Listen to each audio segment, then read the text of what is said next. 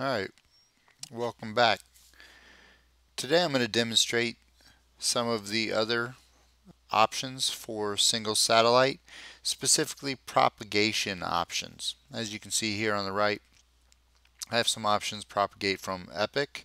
That just means it'll take it only from epoch time. It's not a real-time function, it just shows where it was. Forward propagation will propagate the orbit forward. Reverse propagation will propagate the orbit in reverse. Satellite will still be in the same position. It'll just show a different orientation if you want to see the trail. And then finally, I'll discuss forward from set time. That is a whole new type of propagation. Basically, you set a position in time and propagate forward from that. I'll explain that a little bit more when I get there. So let's get this going. Gonna select run and then hit single.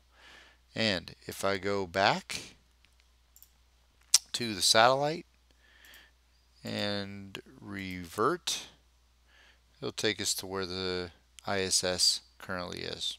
There you go. Alright, now I'm going to take it back. Now as you can see, for forward propagation, the orbit path is moving forward and ends up behind the satellite. Another option, however, is reverse propagation, and then all it does is it generates a satellite in the reverse. It shows the trail behind the satellite. Not very much difference from either one of those options. It's just a different way of looking at it. Finally, I'll try here propagate from epoch. I go back, oh my gosh, ISS is gone. Well, obviously it propagated from epoch time. So this is where the satellite was at epoch. And as you can see, it's still trying to refresh every 2 seconds, but since epoch time didn't change, the satellite position isn't going to change either. So that only really shows where the satellite was at that one time. So really the main function here that we ever want to look at is the propagate forward option. Go back to where the ISS is right now. And there you go. Now it's moving. Now I'm going to stop the macros, stop the function from running real quick so that when we go to the forward from set time option, if you look over here on the right, as I choose that,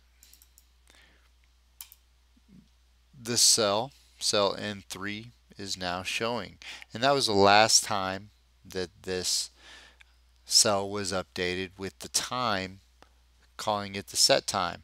This auto set time box is checked so that when I select, or when the user selects single, it will then automatically set the time in this cell. If I were to uncheck it and hit single, that cell would remain fixed. Therefore, it would show however many orbits for the ISS since that particular time. We don't necessarily need to see that many orbits, so I'm going to keep that checked. We're going to go back here, pull down run again, and set it to single. And then when we come back to the satellite and revert, there you go. So that was the time that the macro was started, this function was started, and the current position for the ISS. Now you might be looking at this and say, well, that's kind of cool, but I don't know what that's good for. Well, really what it's good for is using this function using the real-time multiplier option. So if I select real-time multiplier, if 1 is the pull down, it's not going to do anything. It's still at 1 time real multiply. However, say we want to move it forward 120 times real multiplied. There you go. Now it's skipping a bit further, and this is 120 times. For every second of real time, it's moving 120 seconds forward. Makes a little unique way to view the satellite.